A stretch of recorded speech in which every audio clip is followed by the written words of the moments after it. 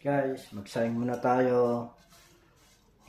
Ngayon lang po ako magsasayang kasi kumakain lang po ako sa labas lagi. Pero ngayon, magsayang muna ako para medyo magtitipid dahil bagong sahod po. Wow! Yun lang po. Pero ito, ang ginagamit ko lang pang sayang mga idol yung tubig.